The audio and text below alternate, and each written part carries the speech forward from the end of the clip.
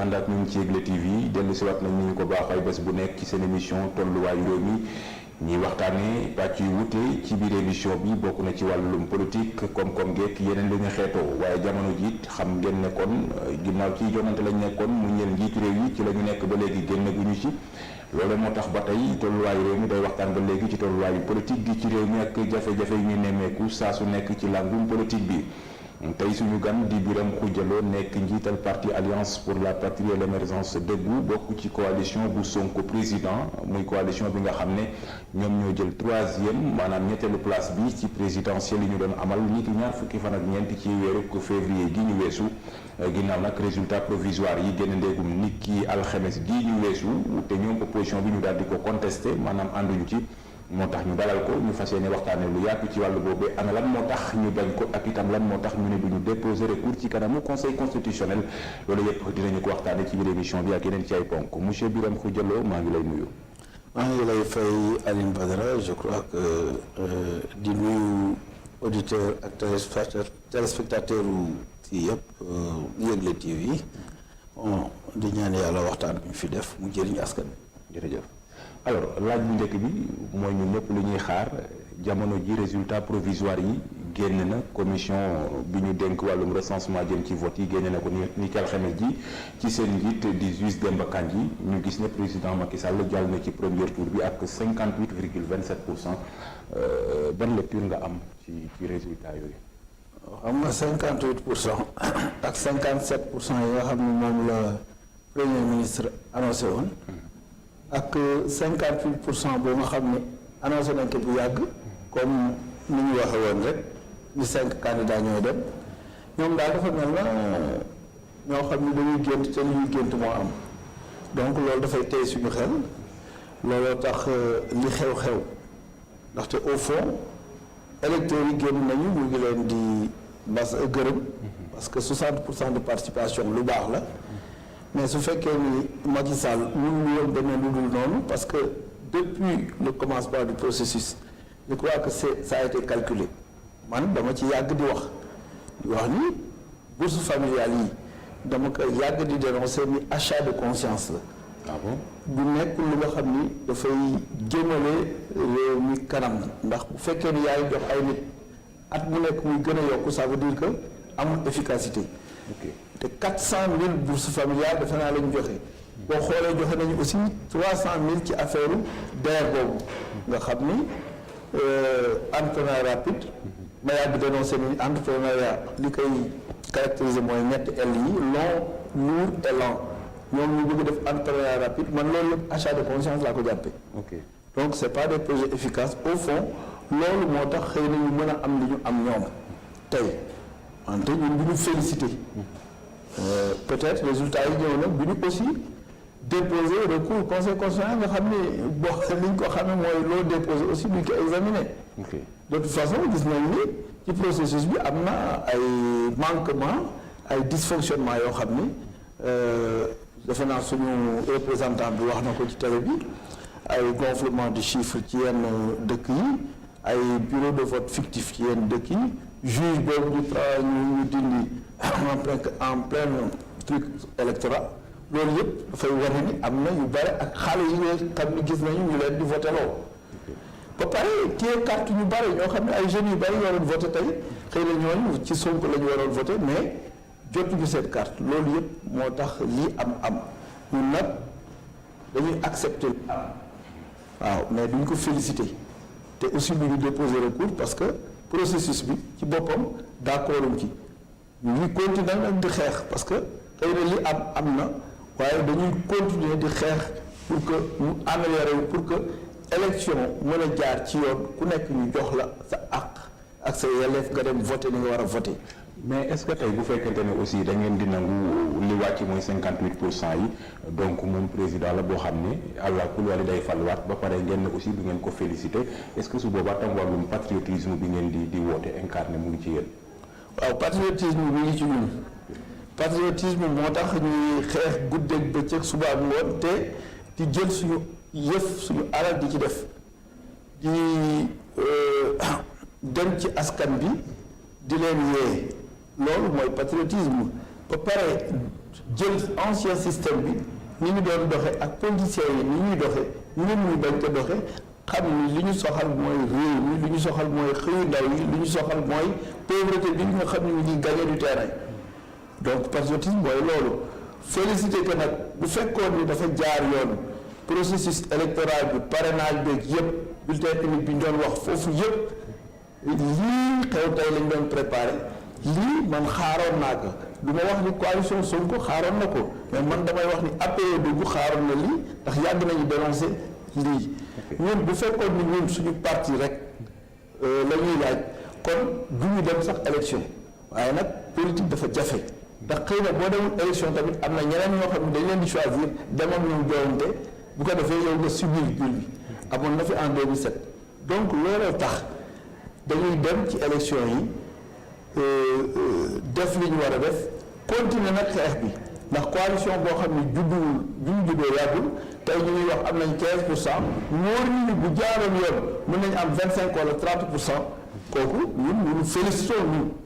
dañu félicité opposition di félicité ñeneen ñi mais Macky Sall duñ ko félicité parce que li xew yëpp moom la mënuloo téye carte nit ñi ñu félicité la mënoo am ñu war a voté nga du ñu voté ñu félicité la mënoo aussi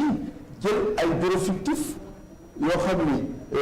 Mbàkke kaawu Mbàkke boo fa demee dafay fekk ay bureau fictif yoo xam ni seet nañ leen fu nekk gisuñu leen nga gis aussi ñu créé yeneen bureau yoo xam ni dañ fa war a voté donc processus bi daal dafa am ay lacunes yu bari yu ci nekk loo xam ni loolu c'était programmé pour que ñu egsi fii ñu egsi parce que man waxtaan naa ci ak ay nit parce que bu fàtte ni maa ngi doon ànd ak commissaire Keita avant commissaire Keita boobu ma doon àndal lii ñu def yëpp daf ko doon dénoncé dañ ci doon waxtaan xëy na ki nekk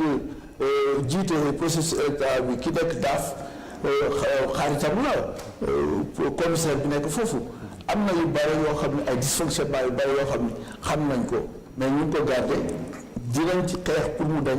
ba Sénégal mën a am ay élections yu transparent yu libre yoo xam ni kii peuple bi bëgg mu nekk président kooku mooy nekk président mais nag c'est un processus te ñun nous n'avons rien à perdre aujourd'hui fi ñu egg defe naa ni gàcce ngaalaama la ñuy wax fu ñu génn ñu ñuy félicité waaye nag li ñu ñaan rek mooy ñëpp ànd ak dal c'est extrêmement important parce que réew mi ñun ñoo ko moom mënuñu di yàq réew mi du ñu di génn di def ay kas université maa ngi leen di ñaan ñu gën a ànd ak tey parce que affaire bi xel la du xol li am lu ñuy am ñu ngi ci réfléchir Ousmane Sonko tey dina def déclaration à 18h donc dañu xaar loolu bu loolu génnee ñu fexe ba patriotisme mooy de toute façon am ak dal lépp lu xew nga xam ni boo duggee ci mbir mi di ci def loo ci warul def am na ñoo xam ni mën nañ ci loolu te bu ñu loroo yow da ngay am loolu sur la conscience Ousmane Sonko xam loolu la ñu ànd ak moom ñu xam loolu la moo tax ñu teey ci mbir mi. d'accord alors ci côté boobu am na benn damay tudd turam muy Barthélémy Dias ci yéen la bokk parce que ci opposition la bokk moom mu ngi bokk ci coalition di 2019 comme ni ñu toppee ay directive bu Khalifa Babacar Sall mu nekkati ay kàddu fan yële bi mbir mi amee mu ne peut-être yéen ay responsable ci li leen dal tey parce que xëy na booloo ba ngeen waroon booloowu leen ko est-ce que yéen tam bi ngeen demee ba gis ne processus électoral bi bëri na ay lënt yu nekk ci biir au lieu que Idi dem fii Sonko dem fii keneen dem fee waru leen woon mën a booloo ngir peut-être jàmmaarloog régime Macky Sall comme ni ngeen ko bëggee. booloo bi maanaam am na au fond parce que au fond bul fàtte ni 27 candidats la ñu woon léegi ñu dem ba nekk 5 booloo bi am na parce que ñoom par exemple Idi 2019 wala Idi 2019 coalition la ay partis yu bëri la mu defe naa mën nañu 40 partis donc loolu booloo la ñu dem suñu coalition ay mouvement la ak ay partis donc ñaari pàcc lañ ko def wala ñett wala ñeent juróomi candidat ñoo dem mais loolu warut a woon tere affaire bi jaar yoon jàmmaarloog Macky Sall mooy depuis parrainage bi te wax naa la ko léegi ci biir wax parfois bu fekkee bañ nga ngir patriotisme da ngay gis ñu fabriquer seen yeneen nit yoo xam ne dañuy ñëw nangu ko ñu tudde leen ay parti fekk ñoo ànd bu ko defee ñu def li ñuy def jiite Sénégal mu nekkaat ci même bu fekkee am na ay tolof-tolof man dama yaakaar dañu war a continuer rek processus bi topp ko di waxtaan di def ay stratégie pour affaire bi gën a nekk parfait pour que ñu mën a jox askan bi seen àq ak seen yelleef parce que Idrissa Seck wax na ni lépp lu ci am population bi bu ñu génnoon tey def ay manifestation loolu yëpp du Idi mooy responsable du Sonko mooy responsable mooy Macky Sall bi nga xam ni population bi dénk nañ ko réew mi ba pare bu fekkoon démocratie fu mu toll au lieu mu avancer que mu reculer que mooy dugal ay parrainage yokk 7 ans yokk leneen waaye réew bu fekkee ni réew mi bugguñu la nga bugg ko jiite da nga koy jiite ci ay difficulté rek nga koy jiite donc ñun faut savoir raison garder xam li ñu xam continuer dëgëral suñu coalition continuer booloog opposition bi continuer fexe ba Macky Sall bi lii muy def mu rectifié wu parce que man dama yàgg wax leen ñun li ñu soxal mooy pauvreté bi li ñu soxal mooy xëyu ndaw yi loolu Macky Sall bu ko mënoon régler y a aucun problème mais dañu gis ne boobu ba léegi mu ngi ci nekk bu ñu ko régler. mais est-ce que le problème mu ndool bi nga xam ne askan wi ñu ngi koy jànkonteel moo tax mu taxawal DER bi aussi ak li nga xam ne moo di bourse sociale bi nga gisee ne yow peut-être à ça de conscience la aussi. waaw ndool boo ko bëggee xeex da ngay dugg ci li ñuy wax petite entreprise performante. gis nañ ni 97% des entreprises sont dans l'informel toujours ma wax ka dafa mel na man rek maa koy wax te pourtant rapport bi dama koy wax télé toujours bi ngi existé rapport bi mooy recensement général des entreprises ñu gis ni ñu ngi dans l'informel à 97% ba pare 97% yooyu du fournir lu dul 16,3%. 3% yi nga xam ne formalisé nañ leen ñoom ñooy indi 83,7%. loolu bu ñu ko rectifié woon loolu mooy dindi ndóol ci réew mi. loolu mooy indi xëyu ndaw yi am na ñu bëri ñu ma ci waxtaanal mais dafa mel ne rapport boobu nga xam ni moom moo reflété jàngoro ji nekk ci réew mi du Macky Sall du keneen ku ko jël en compte. te dama ragal ni il faut ñu jël ko en compte pour jóge ci ndóol bi. waaye du ay bourse familiale ak ay DER moo koy réglé ndax yow mun loo fekk entreprise yi feebar te créé waat yeneen entreprise yu bees ndax da nga war a faj yi fi nekk ba pare formaliser leen fexe ba seen capacité de production de richesse et d'emploi yokku waaye dañ nit faible capacité de production de richesse et d'emploi premièrement ne vit pas longtemps yow yaa ngi am ay entreprises yoo xam ne li ñuy dund barewul seen durée de vie espérance de vie barewul nga war a rectifier yooyu ba entreprise yooyu dem vers la performance ngay créé yu bees boo ko créé dañuy daan moo tax ma ni c'est politique. d'accord mbokk yi ñu leen di fàttali ne yéen a ngi ci seen émission tolluwaayu réew mi ci Yegle TV suñu gan di Birame Khoudia Lo njiital parti alliance pour la patrie et l'émergence debout bokk ci coalition Sonko président ñu jël ñetteelu place bi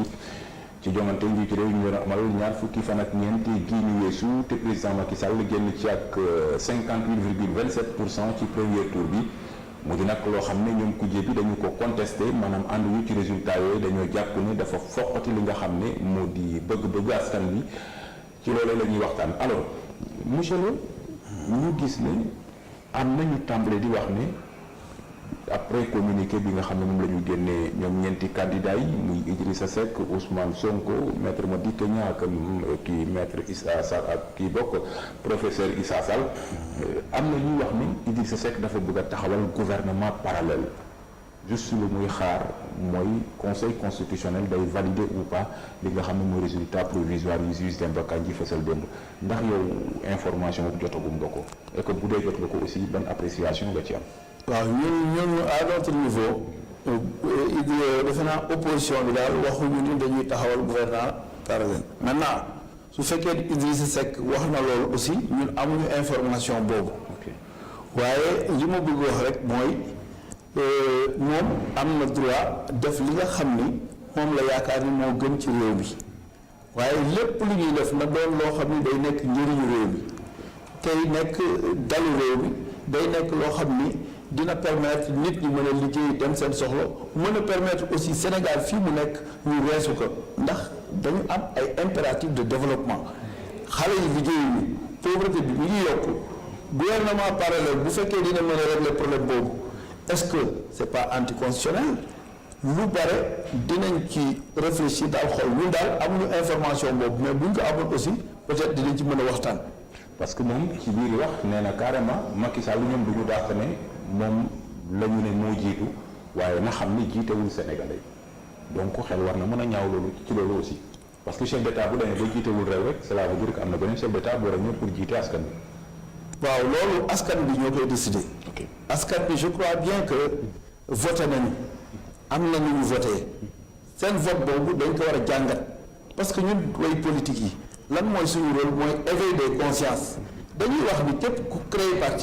parti boobu dafa war a dem au pouvoir wala élection ko tax a jóg mais man damay wax ni ku créer parti boobu pour éveil des consciences conscientisation nit ñi fexe ba nit ñi yeewu fexe ba nit ñi kenn dootu leen ger fexe ba nit ñi di dundee seen ñàkk fexe ba nit ñi am dignité fexe ba nit ñi retrouver seen souveraineté fexe ba économie bi ñu nekk mu nga xam ne c'est dépendant mu indépendant parce que nous n'avons pas une indépendance économique yooyu yëpp ay pàcc la yoo xam ne loolu mooy rôle parti politique fexe ba gouvernement bi fi nekk mën a bàyyi xel ci soxla askan bi ba nga topp rek ci ndaataatalax wala seen soxla bopp ñoom wala soxla une petite catégorie wala une petite minorité ñun loolu la ñuy xeex guddi ak bëccëg suba ak ngoon. d'accord benn remarque sànq sax junjoon nga ko ci suñu ndorteelu waxtaan lu ñu nemmeeku ci présidentielle yi mën naa ne bulet la ci histoire politique u Sénégal muy xale yoo xam ne wóor nañ leen bu ñu sukkandiku ci image yu ñu gis amaguñu sax 12 ans amaguñu carte d'identité ñu leen di voteloo ci kaw gi yéen ngeen ay acteurs politiques bi ngeen gisee loolu rawatina bi ñu demee ba ñu ne ñu ko def ci pouvoir bi la ñu féete seen réaction yu jëkk lan la woon. mooy dysfonctionnement yi ñuy wax rek mooy transfert d'électeurs yi mooy liggéey bi nga xam ni daaf ñu koy liggéey leerul mooy carte d'identité yi nga xam ni dañ ko bañ a génne loolu moo indi yu mel noonu parce que bu fekkee ni ñooñu ñëw nañu ci bureau de vote présenter carte d'identité présenter carte d'électeur dara du mën a prouver ni ñi amuñu at yi ñu am mais boo leen xoolee xam ni ñi amuñu 18 ans alors loolu dafa nekk dysfonctionnement boo xam ni il faut ñu bàyyi ci xel mooy lan loolu dafa ñaaw ci deru Sénégal bu ñu fàtte ni monde bi fi mu toll ak léegi fi mu toll bokkul nous sommes dans le nouveau monde le nouveau monde mooy la révolution du numérique mooy loo def si sa suufu lal boobu nga xam ni yëg nañ ko amul kenn ku mën a dem ba Matam def loo xam ni nit ñi duñ ko yëg parce que portable yaa ngi fi dinañ ko photo dinañ ko yónnee bu ko defee loolu dafa ñaaw sax si image de marque Sénégal parce que démocratie bi dafa am foo xam ne dafa tolloon monde entier dañuy seetaan am na yoo xam ni dama koy yàgg di wax dafay ñaaw ci deru Sénégal ndax Sénégal nag dëkk la boo xam ni les droits de l'homme sont respectés donc am na yoo xam ne boo ko defee te mu wóor la ni surtout bu fekkee ni dañ ni pouvoir moo ko def loolu dafa rafetul ci deru Sénégal wante loolu ñun dinañ taxaw xeex yu mel noonu yëpp ba nga xam ni askan bi seen souveraineté dinañ leen ko delloo Idrissa Seck defe naa looloo tax ñuy wax ni dafay taxawal bu fekkee moo ko wax gouvernement parallèle parce que nag yu mel noonu duñ ko mën a nangu ci réew mi yu mel noonu dañuy taxaw xar suñu tànk tubéy pour mu dañ parce que nag injustice moom fépp fu mu am man ànduñu fi ñun dañ ne alliance pour la patrie de l'émergence waaye dëggu mooy taxaw ci dëgg di dox dëgg di ko wax te loolu nga wax léegi du dëgg du yoon te dëkk bi dëkku yoon la loolu bu amee war nañ ko vérifier fexe ba ñi ko def du sanctionné leen loolu daal c'est extrêmement important. d'accord alors beneen laaj bi rek monsieur Lo mooy tey nan ngeen jàngatee liggéeyu observateur yi nga xam ne ñoo bàyyeekoo bitim réew ñëw assister lii di processus électoral bi vote bi ni mu déroulé ñoom nee nañu satisfaction la ñu ci am parce que déroulé na ci jàmm malgré que nag calme amoon na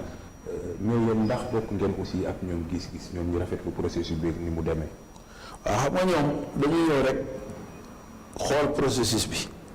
waaye processus bi commencé wul léegi processus bi commencé na si refonte du fichier électoral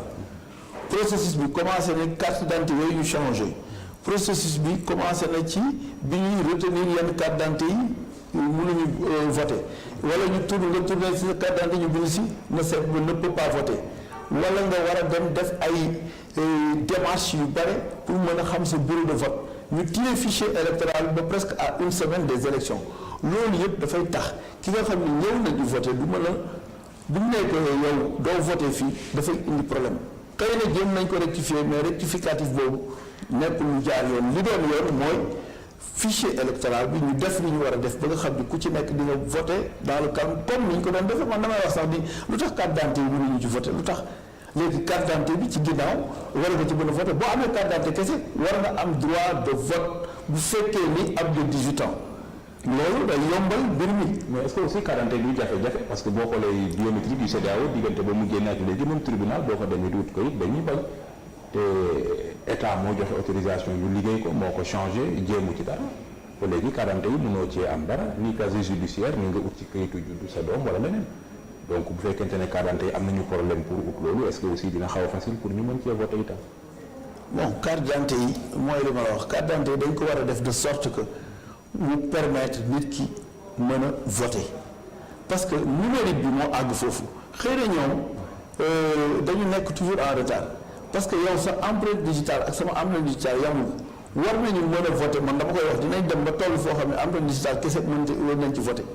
nga xam ni boo voté benn yoon boo bëggee voté waat du mën a nekk loolu yëpp c'est le développement c'est le nouveau monde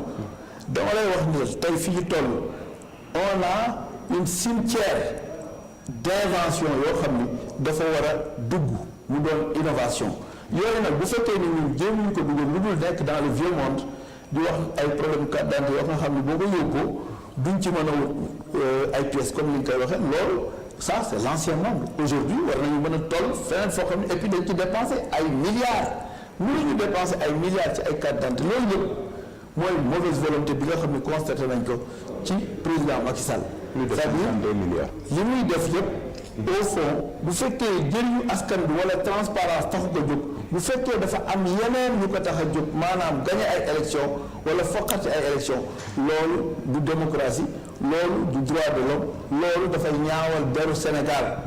ndax ku nekk boo fi jógee da nga fi war a way bu baax dafa am solo ndax Macky Sall n'est pas éternel l'APR n'est pas éternel dañu war a bés bu ñu fi jógee ñu ni ñoom ba bi ñu fi nekkee li ñu fi def doon na lu baax parce que léegi nag jamono bi dafa toll foo xam ni foo nekk def fa loo xam ni ay faute la wala ay gaaf boo fa jógee yooyu day des te bu desee mën na yàq sa der waxuma la yàq sa der mais mën na la ci topp loolu nag musiba la ñu ngi ñaan pour kenn bañ a jëfe noonu parce que ñun yéenewuñu kenn musiba. d'accord mbokk yi ñu leen di fàttali ne ba léegi ne yéen a ngi ci seen émission tolluwaayu réew mi ci Yegle TV suñu gan Birame Khoudia Lo njiital parti Alliance pour la Patrie et l'émergence dëggu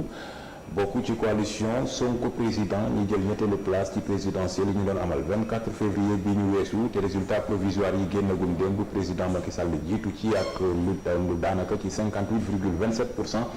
mu ngi nag résultat yoo xam ne ba fi ñu toll di àddu ngeen di teewlu ñoom dañu ko contesté ñoom ñu nekk ci opposition bi ndax dañu jàpp ne processus électoral bi diggante ba mu tàmbaleeg léegi amul dara lu ci jaar yoon.